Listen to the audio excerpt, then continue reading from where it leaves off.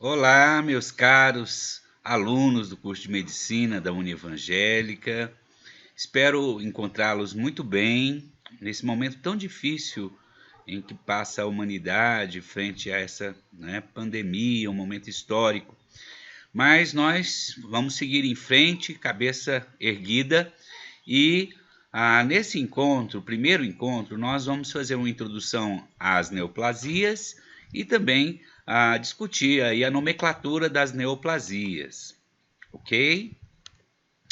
Então, os nossos objetivos já enviados lá no ambiente virtual de aprendizagem são conhecer os conceitos de crescimento e diferenciação celular, revisar as principais adaptações celulares e malformações, classificar as células-tronco, totipotentes, pluripotentes, multipotentes, aqui, e pluripotentes induzidas, bem como os tipos celulares de acordo com seu potencial proliferativo.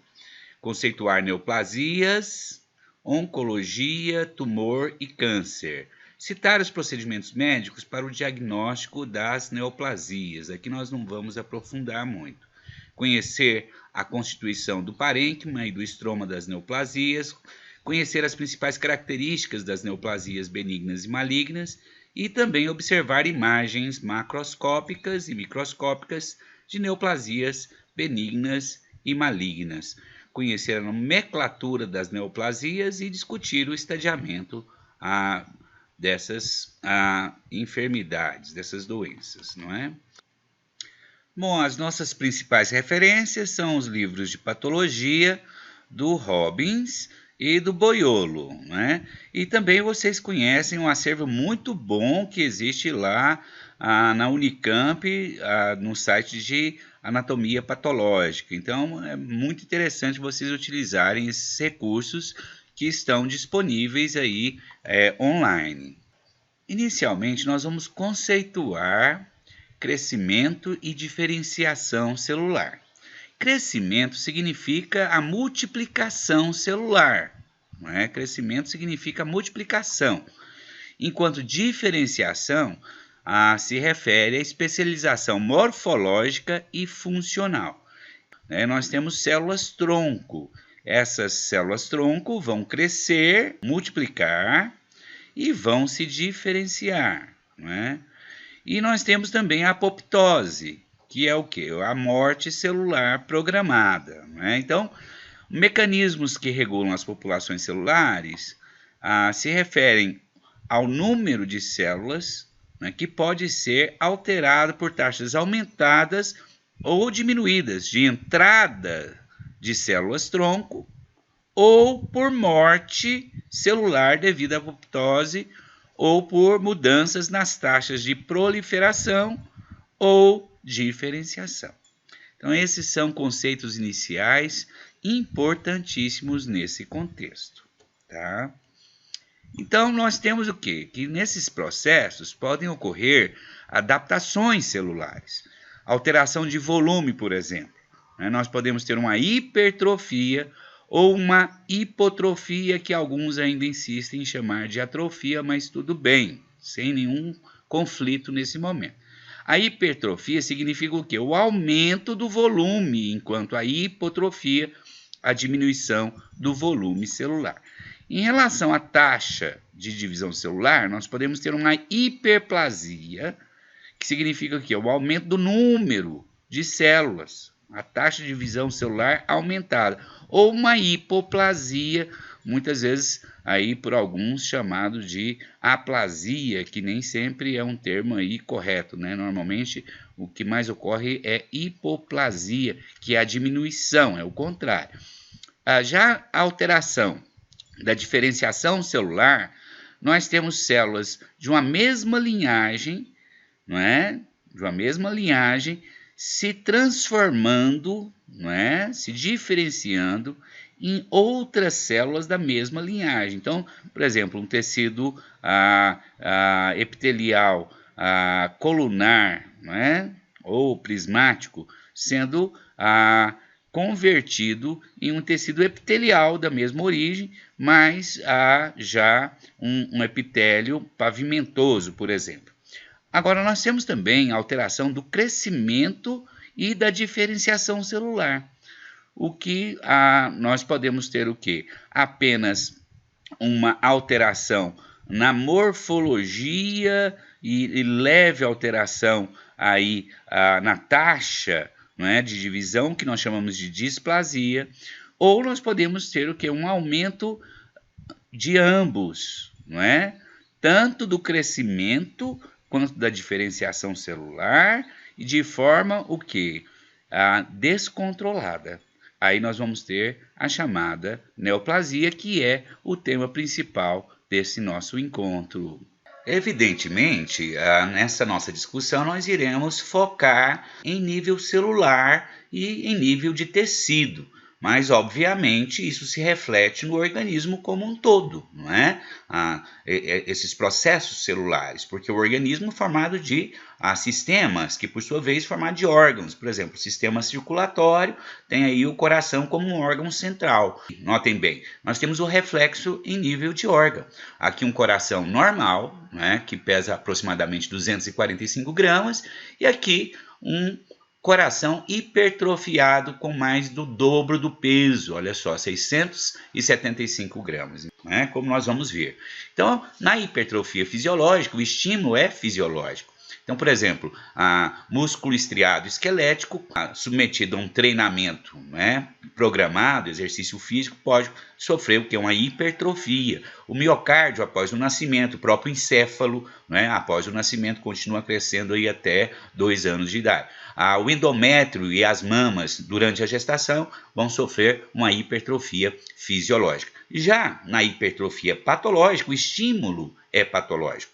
Por exemplo, a estenose da válvula aorta aumenta o trabalho do ventrículo esquerdo, como nós vimos nessa figura aqui extraída do site ANATPAT da Unicamp, não é? O ventrículo esquerdo muito aumentado, não é? Aqui nessa outra figura, e aqui em nível de tecido, não é? Miocárdio normal, não é? E aqui o miocárdio hipertrófico, notando o quê? Que o arranjo do tecido é muito similar. Parece que a gente está vendo a mesma figura em 2 aumentos, mas na realidade os miócitos estão o quê? Hipertrofiados. Então, no hipertireoidismo pode ocorrer hipertrofia do miocárdio. A hiperplasia prostática benigna pode causar uma hipertrofia da bexiga, e o aumento da secreção de TSH, por exemplo, causa hipertrofia da tireoide. Então, nessa figura, nós temos aqui um conceito importante de metaplasia, não é? Ilustrado. Então, aqui eu tenho uma traqueia normal, não é? Mostrando aqui o epitélio cilíndrico pseudoestratificado, com núcleos em várias alturas, apoiado sobre uma membrana basal, e a lâmina própria. Nota que esse epitélio, além de ser pseudoestratificado, ele apresenta que as células cílios, né, muito importantes do ponto de vista fisiológico, né? Agora, nesse corte a gente percebe aqui o epitélio cilíndrico pseudoestratificado, que é normal, né, na traqueia. Esse paciente, ele tem uma zona de fibrose porque sofreu o quê? A intubação crônica. Então é uma reação, um infiltrado inflamatório crônico, né, reacional ao trauma provocado pela intubação. Glândulas na submucosa, normal aqui, mas aqui, a partir nesse corte transversal, nós temos o que? Uma metaplasia escamosa, o epitélio plano estratificado, corneificado, ou seja, ceratinizado, uma adaptação, né? A genesia, ou seja, a negação, gênesis, origem, informação, significa a ausência completa de um órgão ou da parte considerada, não é? Por exemplo, a genesia renal, aqui nós estamos vendo, não é? Nessa imagem, não é? Paciente que tem apenas o rim esquerdo, então a agenesia renal. A anencefalia, né? E a agenesia de dentes, aqui nós estamos vendo, né, essa figura ilustra bem. A aplasia é menos grave, o órgão existe, mas é um órgão vestigial, né? Aplasia. Então, agora hipoplasia, né, significa que houve um desenvolvimento, mas esse desenvolvimento foi incompleto. Ele não atingiu aí o tamanho normal. Então, essa figura aqui mostra, né, o pulmão normal, aqui um caso de hipoplasia, né? Os brônquios e um pulmão rudimentar. Aqui, aplasia, nós temos o quê? Apenas os brônquios rudimentares, e aqui agenesia, né? Não teve a formação do pulmão direito aí. Aqui, revisando a nomenclatura, quando ocorre deslocamento de tecidos. Ectopia ou heterotopia tecidual é a presença normal de um tecido em um local diferente do original. Por exemplo, parênquima pancreático na parede do estômago. Coristia, né, vai acontecer quando um tecido ectópico é morfologicamente e funcionalmente normal. Por exemplo, cartilagem no pulmão longe da parede brônquica. Quando essas células formam tumores, esses serão denominados coristomas. Amartias é tecido em excesso localizado no próprio órgão. Quando esse tecido dá origem a tumores, nós vamos chamar esses tumores de amartomas. Então, notem aí a derivação da nomenclatura. Displasias é quando há proliferação celular, redução ou perda da diferenciação. Então, nós temos dis, do grego, significa irregular ou imperfeito. Resulta da alteração da expressão de genes que controla a proliferação e diferenciação celular, portanto, são sempre patogênicas. Quando ocorrem em epitélios, a Organização Mundial de Saúde adota a nomenclatura neoplasias intraepiteliais. O tecido perde a arquitetura, ele perde a uniformidade, não é? E o mecanismo para originar displasias. Um epitélio normal sofre uma injúria, não é? Essa injúria leva a alterações morfológicas com aparecimento de células atípicas. Então, inicia com um defeito na mitose, que altera a proporção núcleo-citoplasma.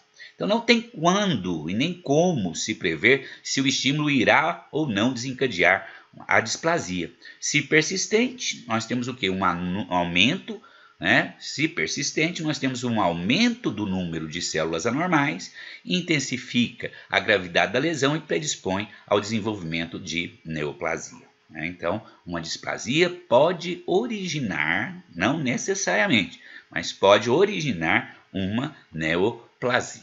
Então, exemplificando displasia, células pavimentosas estratificadas, como por exemplo no colo do útero, né?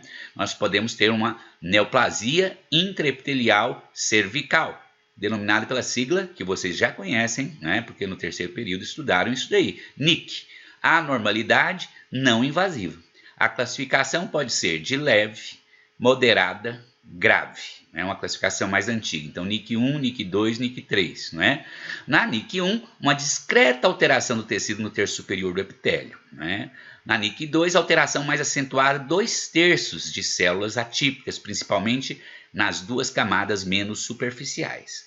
Na NIC 3, já é considerado carcinoma in situ, né? 100% de células atípicas, comprometendo as 3 camadas. Na mais recente classificação, a de Bethesda, nós temos baixo grau, né, que corresponde a NIC 1, e alto grau, NIC 2 e 3. Outros órgãos podem ser acometidos, como a mucosas gástrica, esofágica, epitélio brônquico, trato urinário. Então, aqui nós notamos, não é, epitélio plano estratificado, não cornificado normal, da ectocervice.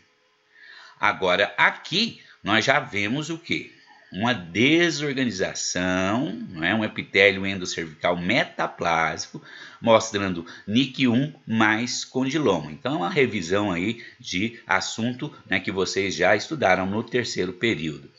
Proliferação celular. Então, nós classificamos as células pelo seu potencial proliferativo. Existem células lábeis, células estáveis e células permanentes. Todas essas células são derivadas de células tronco embrionárias, não é? Então, por exemplo, células lábeis, epitélio da pele, trato respiratório, trato gastrointestinal e urinário, células linfóides e outros, não é? Então, célula tronco vai dar origem a epitélio, não é? Células estáveis, não é? Células do parênquima hepático, do rim, pâncreas, não é? Glândula salivar e outros.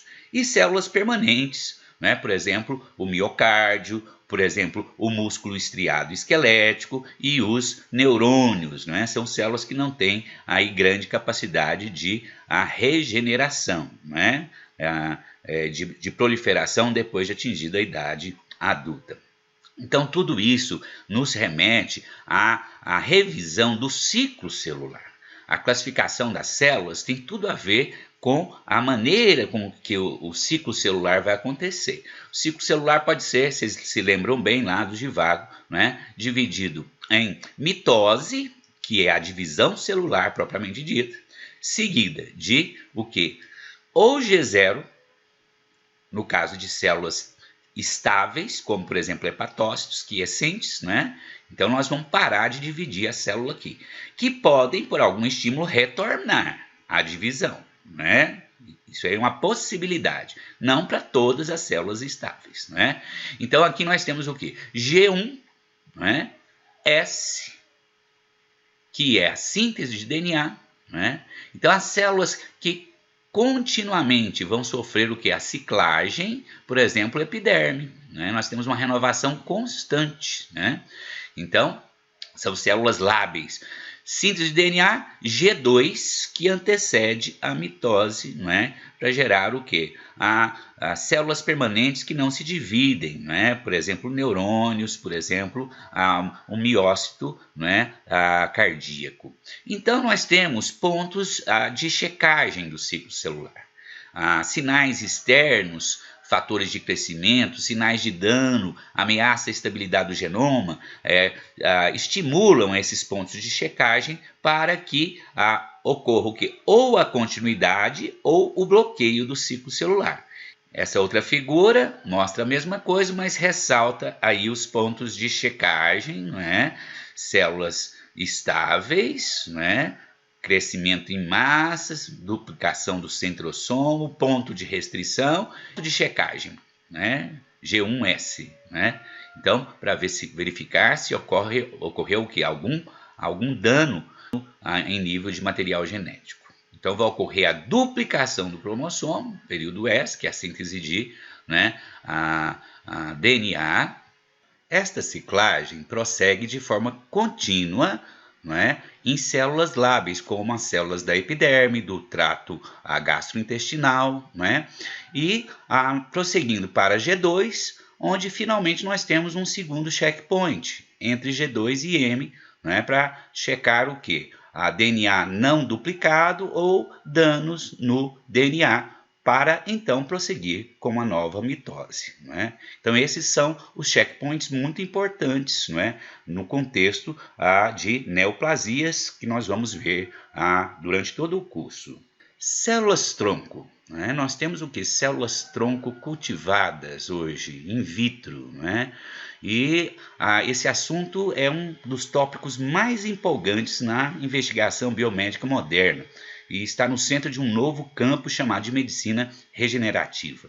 Muitos entusiastas, não é, dessas pesquisas com células-tronco, porque nós temos aí desafios, conceitos biológicos bem estabelecidos e a esperança que um dia essas células possam ser usadas para reparar lesões em tecidos humanos, incluindo aí o coração, o cérebro e o músculo esquelético, por exemplo, né? As células-tronco são distribuídas em 5 classes de acordo com a capacidade de se diferenciarem em outros tipos celulares. Então nós temos aqui, não é, uma ordem decrescente dessa habilidade, as células totipotentes, que são células tronco embrionárias, por exemplo, de zigotos, capazes de se diferenciarem em todos os tipos celulares. As pluripotentes, que são também células tronco embrionárias, mas agora, modernamente, nós temos as iPSCs, né? Do inglês Induced Pluripotent Stem Cells. Significa que células tronco, né? Pluripotentes induzidas, capazes de se diferenciarem dentro de células dos 3 folhetos germinativos. Né? Multipotentes são as células embrionárias adultas, por exemplo, mesenquimais ou hematopoéticas, que capazes de se diferenciar dentro do intervalo limitado de tipos celulares. As células-tronco oligopotentes, por exemplo, células adultas, né, do tecido linfóide ou mieloide, que podem se diferenciar dentro de um número limitado de tipos celulares. E as células unipotentes, também células adultas embrionárias, né, por exemplo, a da epiderme, que se diferenciam apenas dentro de um número muito reduzido de tipos celulares.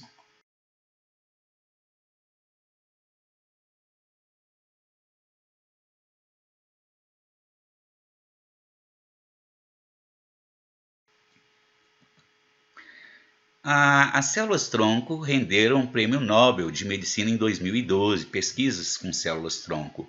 Shinya Yamanaka estudou genes, que são importantes para a função de células-tronco. Quando ele transferiu alguns desses genes, dentro de células removidas da pele, ele reprogramou essas células em células pluripotentes. Essas células pluripotentes deram origem a todos os tipos celulares de um camundongo adulto. Esse pesquisador, então, chamou essas células de iPSCs, Induced Pluripotent Stem Cells. Essas células podem ser geradas a partir de humanos, incluindo pacientes doentes, Células maduras, incluindo, por exemplo, células nervosas, miócitos, hepatócitos, podem ser derivadas dessas células pluripotentes induzidas. Então, esse mecanismo rendeu o Prêmio Nobel de Medicina devido ao interesse, embora as pesquisas ainda estejam em fases iniciais. Esse assunto é de grande interesse, uma vez que a obtenção de células-tronco embrionárias exige destruição ou pelo menos algum tipo de manipulação de embriões humanos ainda não implantados. Então isso gera debates éticos muito sérios. Com a obtenção das iPSCs, há a possibilidade de gerar células pluripotentes através da desdiferenciação de células do próprio paciente, o que eliminaria problemas éticos e potencialmente facilitaria tratamentos. Uma célula adulta pode recuperar sua capacidade pluripotente embrionária através de expressão de 4 fatores de transcrição, o OCT4, SOX2, CMYC e KLF4. Dando continuidade às nossas definições, neoplasia, em estrito senso, significa novo crescimento. Esse termo, historicamente, foi definido em 1942 por Rupert Willis como uma massa normal de tecido cujo crescimento excede o do tecido normal e não está coordenado com ele, persistindo da mesma maneira excessiva após a cessação do estímulo que provocou a alteração. Agora nós estamos na era pós-genômica e o Boiolo, na 9ª edição, define neoplasia como lesão constituída por proliferação celular anormal, descontrolada e autônoma em geral, com perda ou redução de diferenciação em consequência de alterações em genes e proteínas que regulam a multiplicação e a diferenciação das células. Então notem que frequentemente se usa como sinônimo para neoplasia tumor. Isso não é correto. Tumor, qualquer lesão que tem como consequência aumento de volume. Então nós podemos ter uma inflamação localizada causando um tumor. Então, tumor, nem todo tumor é neoplasia, nem toda neoplasia é tumor. Não são termos intercambiáveis, embora muitos utilizem livremente. O mesmo acontece com o termo câncer. O termo câncer é utilizado para identificar neoplasias malignas. Então, é usado com frequência como intercambiável, neoplasia maligna, câncer, mas é uma palavra consagrada pelo uso. Oncologia, o ramo da patologia que estuda as neoplasias. Diagnóstico das neoplasias. O clínico dispõe de uma série de ferramentas. As mais importantes são a anamnese e o exame clínico, com sinais de fadiga, perda ponderal, febre, sudorese noturna, tosse, hemoptise, hematêmese, hematoquesia, alterações de hábitos intestinais e dor persistente. Esses são os sinais e sintomas mais frequentemente que causam suspeita. Ele pode confirmar a sua suspeita, fazendo uso de exames complementares de imagem, ultrassonografia, mamografia, radiografia, tomografia computadorizada, ressonância magnética e moderníssimo PET scan. E exames laboratoriais, com marcadores séricos, exames moleculares, PCR e antígenos, citologia e histopatologia, a partir de biópsias ou de necropsias.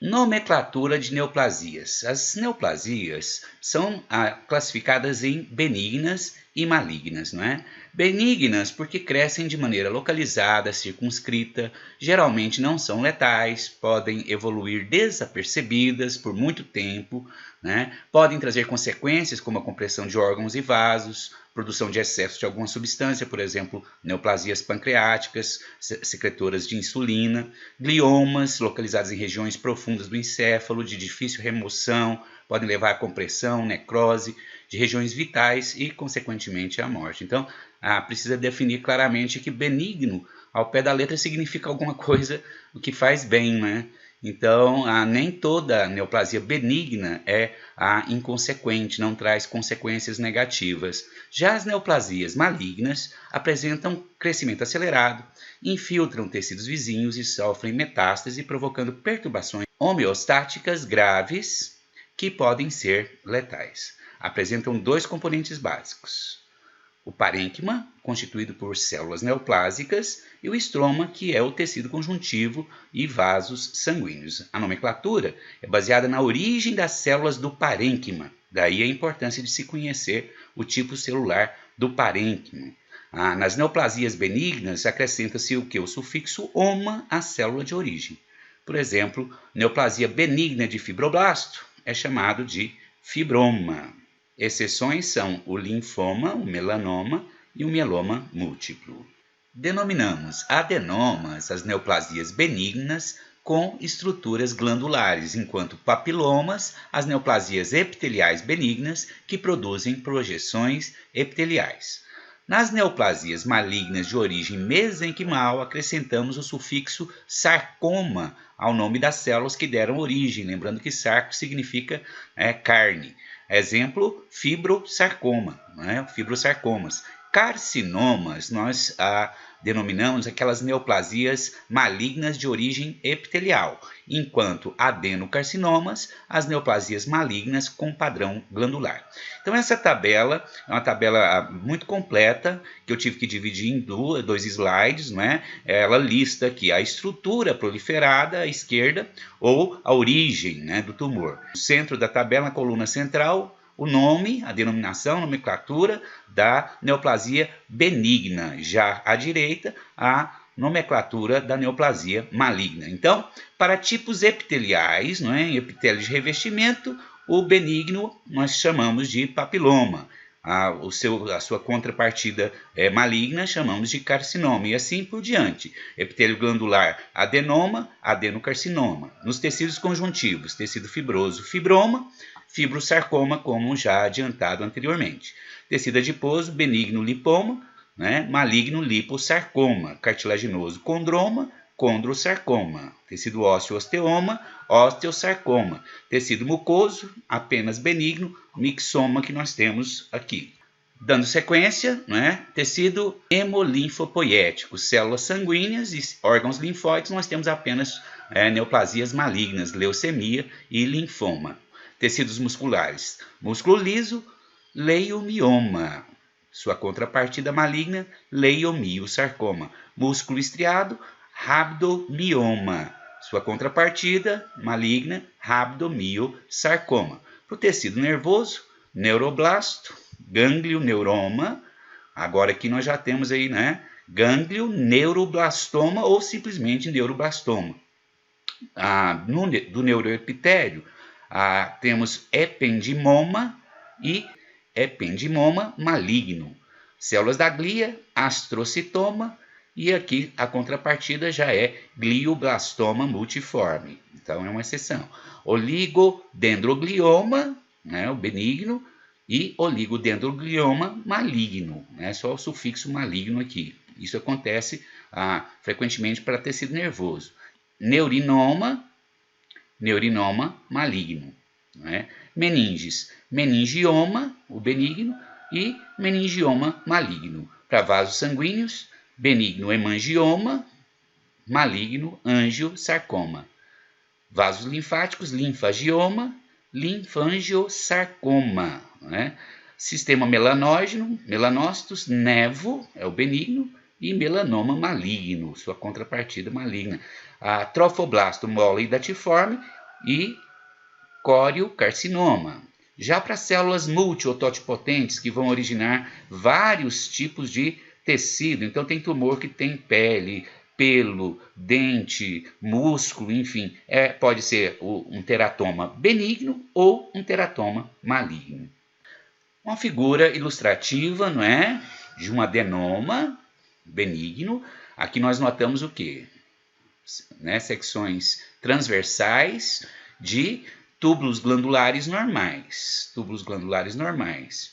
E aqui nós temos o quê? Túbulos glandulares neoplásicos, não é, delimitados por uma cápsula de tecido conjuntivo, mostrando que essa cápsula delimita o crescimento, não é? Delimita a invasividade, por isso é um adenoma benigno. Aqui, sua contrapartida, um adenocarcinoma, onde nós temos o quê? Túbulos glandulares normais que foram invadidos por túbulos glandulares, né, cancerosos. Então, o câncer é maligno porque são células invasivas. Então, as diferenças entre os tumores benignos e malignos. Diferenciação: os benignos bem diferenciados e os malignos indiferenciados. Crescimento lento nos benignos, rápido nos malignos. Invasão: não invasivos e invasivos. Mitoses: raras e normais, frequentes e atípicas. Metástases ausentes e aqui presentes. Cápsula ausente e aqui presente. Recidiva, usualmente ausente e usualmente presente nos malignos. Então aqui também para ilustrar, né, uma figura, né, aí mostrando o quê? Um leiomioma benigno, né? Então está bem circunscrito, delimitado, né? Pequeno, bem demarcado, o crescimento é lento, não invasivo, não metastático, bem diferenciado. Enquanto sua contrapartida maligna, leiomiosarcoma, grande, pouco demarcado, de crescimento rápido, com hemorragia, necrose, invasivo, metastático e pouco diferenciado. Dando continuidade para a gente mostrar aqui o tecido, não é? Notem que o leiomioma é constituído por fibras musculares lisas, maduras, arranjadas em feixes, várias direções, né? Feixes em várias direções. A semelhança entre os tecidos não neoplásico e neoplásico é grande, né? É muito semelhante. Às vezes até um especialista pode confundir achando que esse é um tecido muscular liso normal, mas não, né? É muito semelhante, mas não é normal. Precisa de muita experiência e os patologistas, né? Longa vivência para diferenciar. Agora, no leiomiosarcoma, ele é constituído por células anaplásicas. Então, células de tamanhos diferentes, né? Com núcleos volumosos, como a gente pode bem observar, né? Nessa figura, pleiomórficos, né? Com várias formas diferentes. Multinucleação, células, né? Multinucleadas, numerosas mitoses, né? Típicas e mitoses atípicas.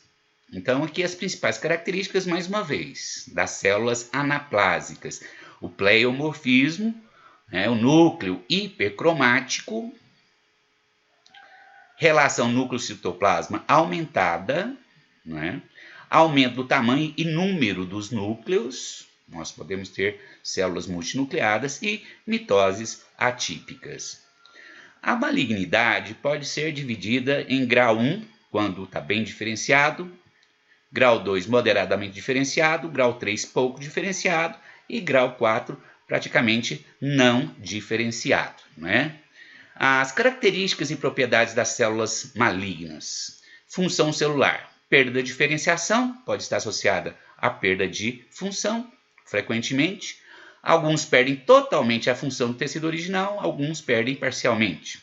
Por exemplo, adenoma ou carcinoma da suprarrenal continua com a função de produção de hormônios esteroides, porém se tornam insensíveis aos mecanismos de controle, consequência, níveis excessivos de hormônios séricos.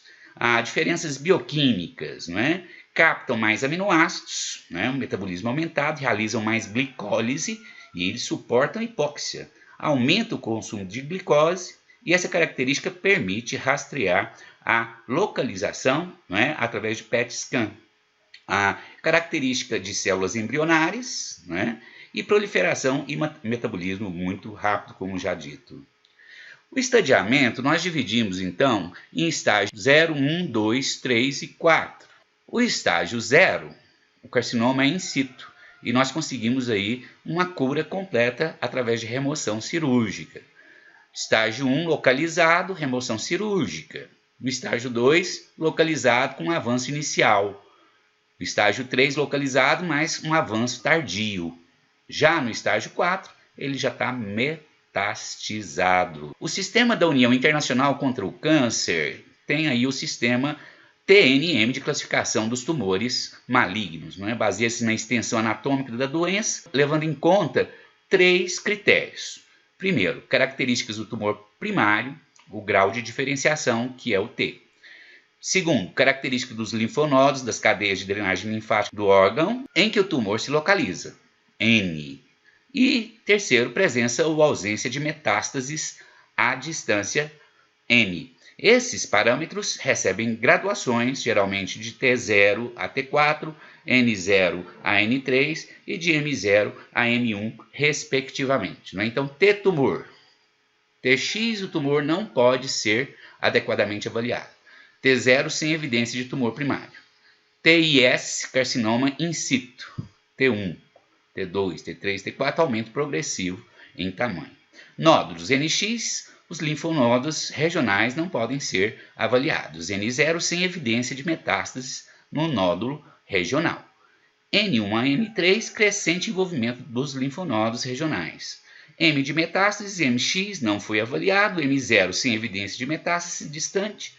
M1, presença de metástase distante, locais específicos. Bom, pessoal, aqui uma charge quando o tumor começa a perguntar o que você acha? Eu sou benigno ou maligno? O que você pensa, né? Então, nós retomamos aí os nossos objetivos, esperando ter realmente alcançado. Dúvidas? Por favor, entre em contato através dos nossos canais de comunicação, não é? Fique com Deus, um grande abraço e até a próxima.